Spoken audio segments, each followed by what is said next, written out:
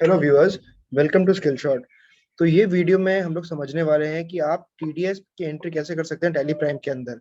आपको पता है कि जो नया टीडीएस आया हुआ है हाल फिलहाल में 194Q, उसकी एंट्री अपने को टैली में करनी पड़ती है। तो क्या प्रोसेस होने वाला है, किसके थ्रू आप बहुत जल्द बिना कोई एरर के इसकी एंट्री कर सकते हैं, इस वीडियो में कवर किया जाएगा। तो वीडियो को पूरा एंड तक देखिएगा। अगर आपको वीडियो अच्छा लगेगा तो प्लीज मेक श्योर कीजिएगा, लाइक कर दीजिएगा।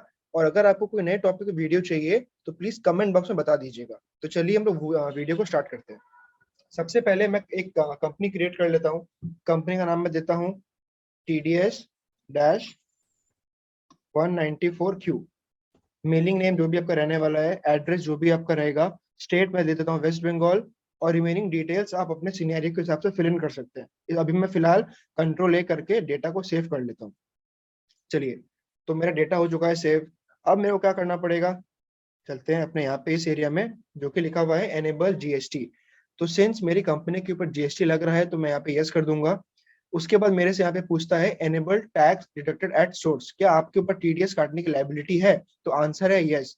आपको पता होगा कंपनी पे और फर्म पे लाइबिलिटी कंपलसरी होती है, और बाकी सब केसेस में अगर आपका टैक्स ऑडिट हो रहा है तो आपको टीडीएस काटना पड़ता है।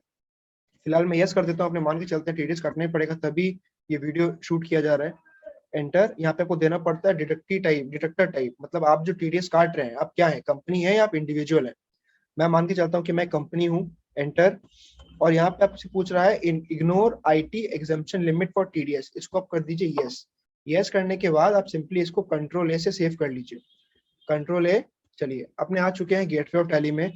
यहाँ पे आपको आना पड़ेगा सबसे पहले वाउचर्स में।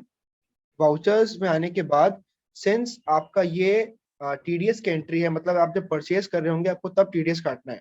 ठीक है, अंडर सेक्शन 194Q। तो अभी आपको दिख रहा होगा कि मेरा जो सिनेरियो है, मतलब मेरा जो स्क्रीन खुला हुआ है, यहाँ पे कॉमन लेजर को नो किया गया है, फिगर वाले बटन को।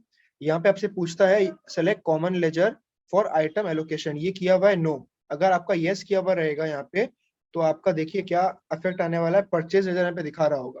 ठीक है, तो मैं आपको रिकमेंड करूंगा कि आप कॉमन लेजर को नो कर दीजिए। कॉमन लेजर को नो कर दीजिए। अब आप कंट्रोल से सेव कर लीजिए इसको। सेव हो चुका है। यहाँ सबसे पहले आपसे पूछ रहा है सप्लायर का इनवॉइस नंबर क्या होने वाला है।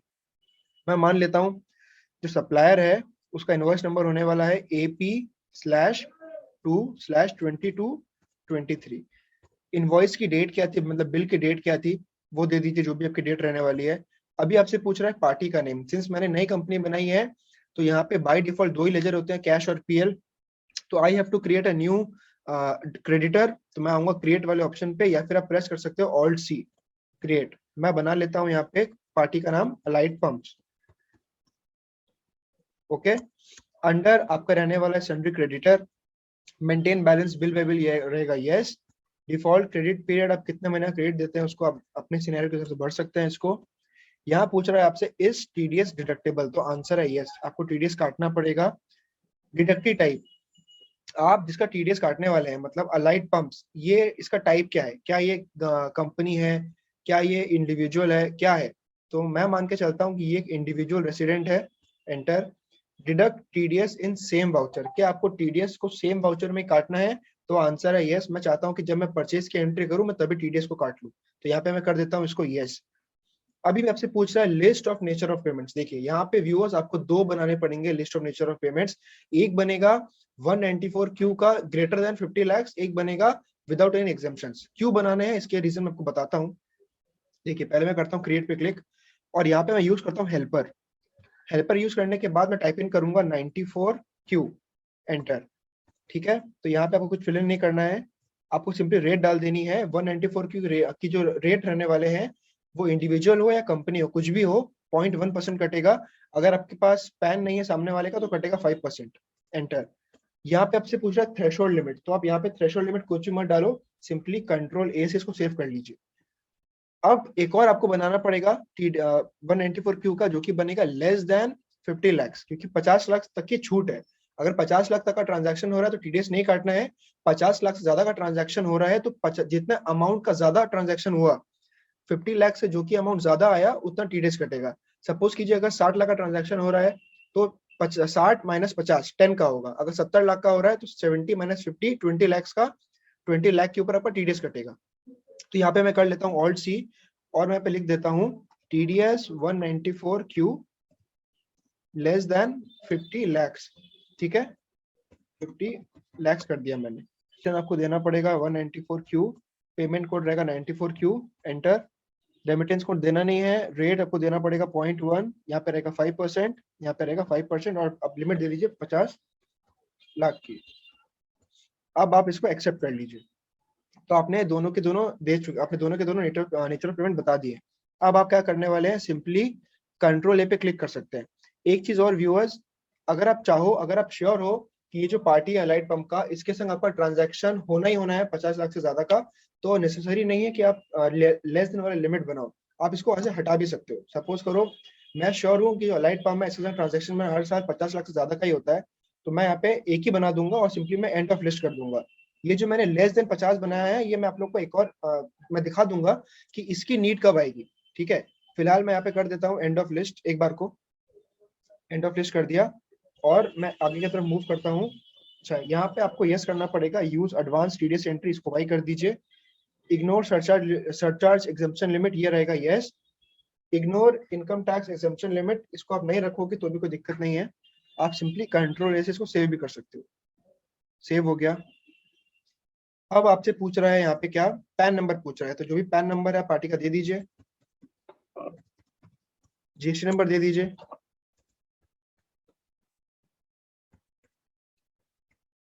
ऑलराइट, इसको आप फिर कंट्रोल से सेव कर सकते हो।